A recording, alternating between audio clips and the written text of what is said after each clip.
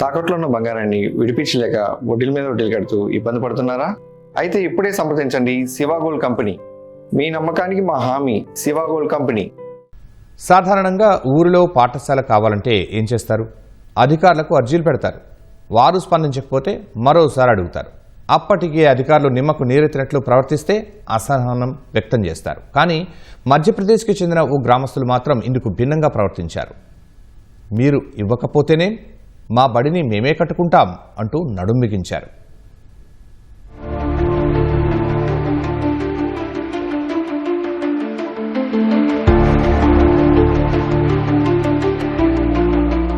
ఇక్కడ కనిపిస్తున్న వారంతా మధ్యప్రదేశ్ దిండోరి జిల్లాలోని సికారీతోలా గ్రామస్తులు.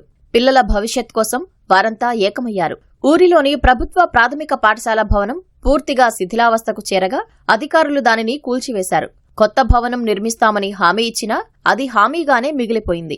పలుమార్లు అధికారుల చుట్టూ తిరిగినా ఫలితం శూన్యం. దీంతో గ్రామస్తులంతా కలిసి ఓ నిర్ణయానికి వచ్చారు. ఊరిలో ఉన్న ప్రతి కుటుంబం 500 రూపాయల నుంచి తమ స్తోమతకు తగ్గట్టుగా చందాలు వేసుకున్నారు.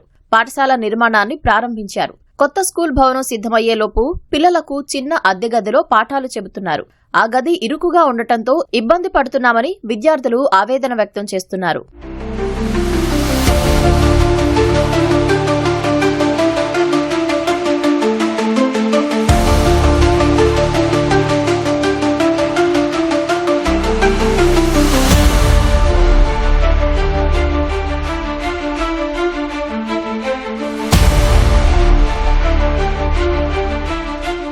పాఠశాలలో దాదాపు 52 మంది పిల్లలు చదువుకుంటున్నారు. కొత్త స్కూలు నిర్మాణం గురించి కలెక్టర్, విద్యాశాఖ అధికారి, ఇతర అధికారులను కలిసి ఎన్నోసార్లు వినతి పత్రాలు ఇచ్చారు. కానీ ఎవరూ పట్టించుకోలేదని అక్కడి ఉపాధ్యాయులు చెబుతున్నారు. దీంతో విసిగిపోయిన గ్రామస్తులు ఈ నిర్ణయం తీసుకున్నారని వారు తెలిపారు. వర్షాకాలాన్ని దృష్టిలో పెట్టుకుని వీలైనంత త్వరగా స్కూల్ పైకప్పు పనులను పూర్తి చేయాలని గ్రామస్తులు సంకల్పించారు.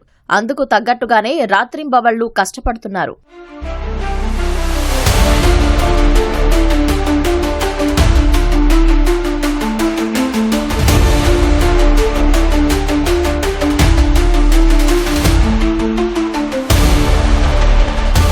పాఠశాల నిర్మాణంపై అధికారులు స్పందించకపోయినా తమ పిల్లల భవిష్యత్ కోసం ఈ గ్రామస్తులు చూపుతున్న చొరవపై సర్వత్రా అభినందనలు వ్యక్తమవుతున్నాయి.